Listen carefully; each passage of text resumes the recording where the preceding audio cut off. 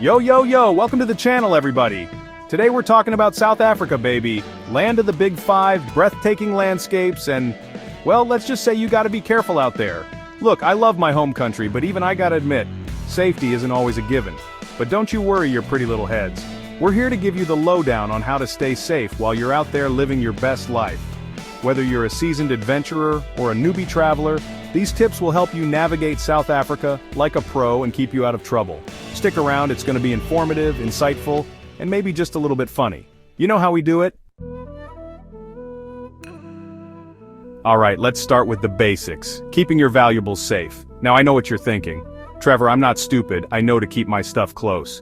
But listen, South Africa's got some talented people, and by talented, I mean they can snatch your phone so fast you'll swear it levitated. First things first, that fancy schmancy designer bag you're rocking? Yeah, leave that at home. A flashy target is a pickpocket's dream. Opt for something discreet, something that whispers, I'm just a regular person, nothing to steal here. Next up, invest in a good money belt or a hidden pouch. Think of it like your own personal Fort Knox, tucked away under your clothes, keeping your passport, cash, and that emergency credit card safe and sound. And for the love of Madiba, don't walk around flashing wads of cash. Keep a small amount accessible for daily expenses, and leave the rest locked up tight in your accommodation. Remember, discretion is key, people. So you've sorted your valuables, now let's talk about where you'll be resting your weary head. Choosing the right accommodation is crucial, folks. And no, I'm not talking about pitching a tent in the middle of Kruger National Park. First rule of thumb, always check the reviews. And I'm not talking about those fake, glowing reviews that sound like they were written by the owner's mom. Look for genuine feedback from fellow travelers. The good, the bad, and the I swear I saw a ghost in the hallway. Location, location, location. Just like back home, there are areas you want to be in, and areas you want to avoid. Stick to well-lit, populated areas and steer clear of dodgy neighborhoods. And if a deal seems too good to be true, it probably is. When it comes to safety features, think of it like this: the more the merrier. Look for places with 24/7 security, CCTV cameras, and secure entrances. It's always better to be safe than sorry, right? Okay, let's talk transportation. Now, South Africa's got a pretty decent public transport system, but it's not for the faint of heart. Especially if you're traveling alone, you gotta be extra vigilant. First things first, try to avoid traveling at night, especially on long-distance journeys. I know, sometimes it's unavoidable, but if you can swing it, opt for daytime travel. More people around, more eyes on the street, you know the drill. When it comes to taxis, stick to reputable companies. Ask your accommodation for recommendations or use ride-hailing apps like Uber or Bolt. And whatever you do, don't just hop into any random car that pulls up. Minibus taxis, or taxis as we call them, are a whole other ballgame. They're cheap, they're cheerful, and they're an experience. But they can also be a little intense. If you're not comfortable with the route or the driver, don't be afraid to hop off and find another one. Chapter 4. Look, I get it. You're a solo traveler, you're independent, you're a lone wolf howling at the moon.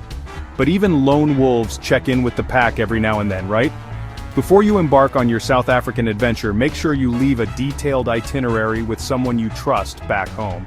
And I'm not talking about a vague, I'm going to be in Cape Town for a week kind of itinerary.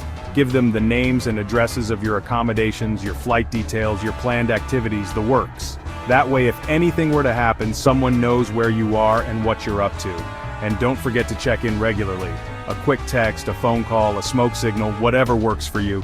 Just let them know you're safe and sound, and they can breathe easy knowing you haven't been kidnapped by a rogue baboon. It happens. Chapter 5. Now, I know what you're thinking. Trevor, South Africa has 11 official languages. You really expect me to learn all of them? Hey, I'm not a miracle worker, but learning a few basic phrases can go a long way. Think of it as a sign of respect, a way of showing the locals that you're making an effort to connect with their culture. Plus, it can come in handy in a pinch. Knowing how to say hello, thank you, excuse me, and where's the bathroom can be surprisingly useful. And for the love of biltong, learn the emergency numbers. 911 might work in the movies, but in South Africa, you're gonna want to dial 10111. Write it down, memorize it, tattoo it on your arm if you have to, but make sure you know how to get help in case of an emergency. Chapter 6. Alright, let's talk about bling. I know, you want to look fly, you want to stunt on the gram, you want the world to know you're on vacation. But trust me on this one, leave the expensive jewelry, watches, and designer bags at home. In South Africa, flashing your wealth is like sending out a beacon to every opportunistic thief within a 10-mile radius. And let's be real, do you really need that diamond-encrusted Rolex to enjoy Table Mountain? The same goes for electronics. Now I know you can't live without your smartphone, but try to be discreet when using it in public. Don't walk around with it glued to your hand, constantly checking your notifications. That's just asking for trouble. Okay, so you want to experience the real South Africa, the hidden gems, the off-the-beaten-path adventures. I feel you, I do.